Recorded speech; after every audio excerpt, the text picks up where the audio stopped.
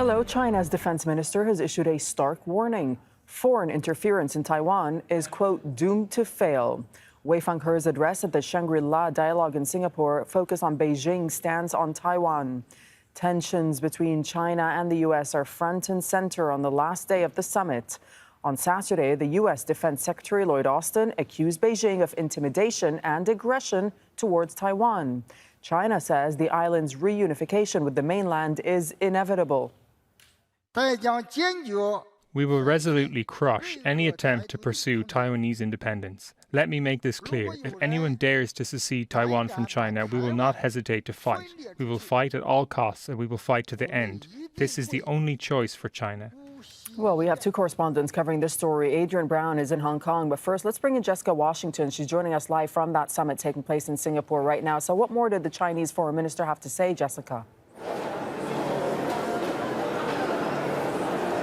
Well, in just a short speech, he covered a range of topics, mostly discussing the regional flashpoints. But throughout the speech, he made a point of really contrasting the way China describes the U.S. approach in the Asia-Pacific versus what Beijing's approach is. He characterized Beijing's approach as one that is inclusive, one that is supportive to helping the region develop, one that has serious ties with the region and is respectful of the region, versus the way he characterized Washington as a meddling, unhelpful partner in the region. Apart from, of course, those strong quotes on Taiwan, the minister also talked about other contentious issues, such as the South China Sea.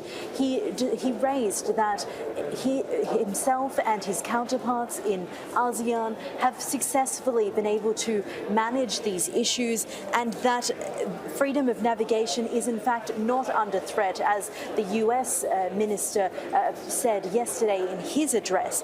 He also added, when talking about the South China Sea, that it is important that countries that are actually in the region should prevent countries that are outside the region from turning these waters into troubled seas. So throughout the speech, really a message that the Asian region is for Asia to manage, and that the U.S. should really not meddle in its affairs. China also the Chinese minister also throughout the speech accused Washington of attempting to bully China. That was something that he alluded to many times throughout the speech. He also stressed that Beijing would never bully other countries in the region, and he really stressed that that is the point of difference between Washington and Beijing's approach. All right, thank you so much. Jessica Washington reporting for us from Singapore. Let's get the view from Hong Kong and bring in Adrian Brown. So does China have reason to feel threatened, Adrian? Well, we've heard talk before about war over Taiwan, not just from China, but also, of course, from the United States. It's been going on for decades. We've heard this hostile language time and time again. The difference now, of course, is that militarily, China is much stronger than it was 5 years ago and, of course, 10 years ago. It now has an aircraft carrier and several more in the pipeline.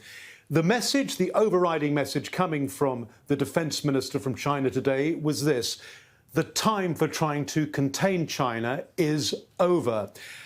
Asian countries, though, of course, are feeling nervous. They don't want to find themselves in a position where they are forced to take sides. They want to deal with China because China is the region's biggest economy.